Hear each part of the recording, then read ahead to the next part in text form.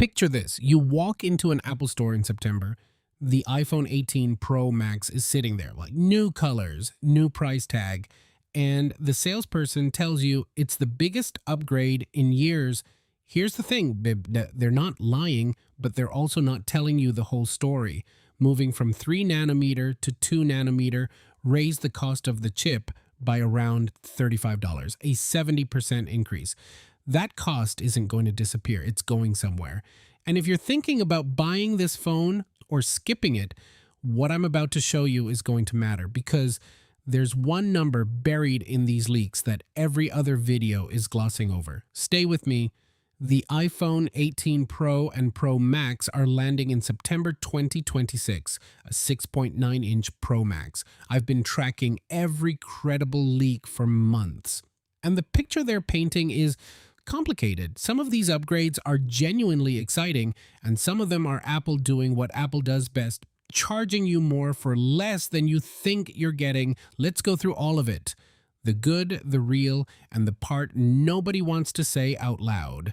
Let's start with the headline. The iPhone 18 Pro Max is rumored to feature Apple's new A20 Pro chip, built on an advanced 2 nanometer process.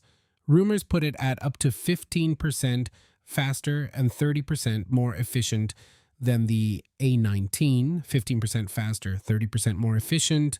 Your iPhone 17 is already fast, embarrassingly fast. So 15% faster than embarrassingly fast is still embarrassingly fast. But the efficiency gain, that one actually matters, because efficiency means battery. The 2 nanometer A20 Pro chip integrates RAM directly onto the CPU wafer, boosting performance while reducing physical footprint. This phone should last longer, run cooler. And if you've ever had an iPhone throttle on a hot day, you know why that second part matters. Now, here's where it gets interesting. Before this change, iPhone cameras have always come with a fixed aperture. Variable aperture could noticeably elevate the photo quality and overall look of images produced by the Pro-branded iPhone 18 models. Variable aperture, that's the thing. On every iPhone before this, when you take a photo, the lens opening is fixed. It doesn't breathe, it doesn't adapt, it just stays. A variable aperture changes that. More light in dark scenes, sharper depth of field when you want it. Photos that look less like a phone took them. Now, I want to be clear. This is still a rumor. Confidence is high, but Apple hasn't confirmed anything. What I will say is this. If this lands the way the leaks suggest, the iPhone 18 Pro Max becomes a legitimate camera conversation, not just in the phone category, in the camera category, the dynamic island. You either love it or you've learned to ignore it. Leaks suggest Apple may switch to a punch hole design for the front camera, moving Face ID and other sensors under the display. This change would increase the screen-to-body ratio. Some rumors conflict, particularly whether the dynamic island will shrink or stay unchanged, with one leaker suggesting under-display Face ID may slip to 2027. Take this one with a little salt, but if it lands, you get more screen, you get a cleaner front. The Pro and Pro Max models are rumored to get LTPO plus displays, higher refresh rates, kinder on battery life. Screen size stays around 6.86 inches for the Pro Max. Smoother, more efficient, slightly cleaner front, not revolutionary, but real now battery.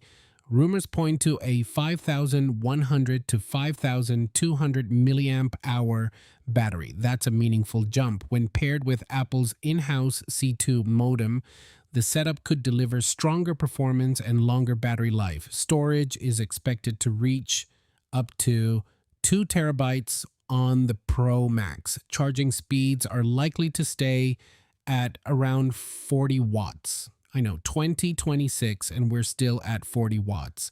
Android phones have been at 100 watts for years, some at 120 watts. Apple is sitting at 40 watts and calling it a day. I'm not going to pretend that's fine. It's not fine. It's a choice, and it's a choice that costs you time every single day. But bigger battery plus more efficient chip means you're reaching for the charger less.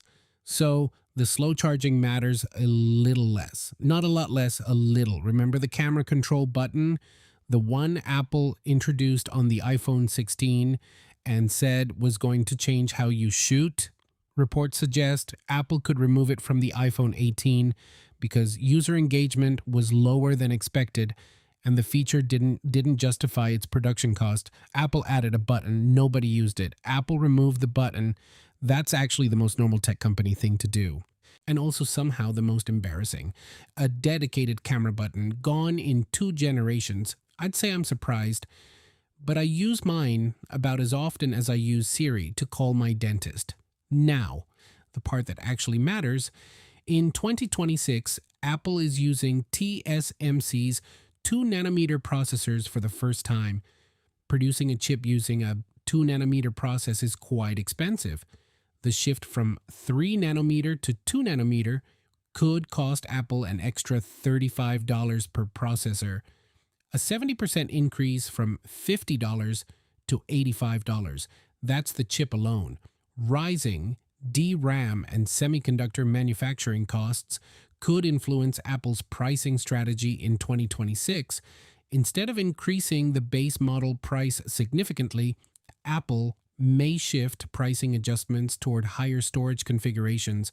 Translation, the $1,199 price tag might hold, but the 512 gigabyte version, the 1 terabyte version, the 2 terabyte version, that's where it gets expensive. That's where Apple quietly recoups what the chip costs them. The iPhone 18 Pro will not simply be defined by its launch price. In 2026, Apple's next premium iPhone will become more expensive through the full ownership cycle, with software and AI services playing a larger role in what buyers ultimately pay. A new AI-focused service could cost consumers around $15 per month to fully realize AI on their smartphones. So yes, the sticker price might look familiar, but the total cost of owning this phone over 2 years, that number's moving, and it's moving up.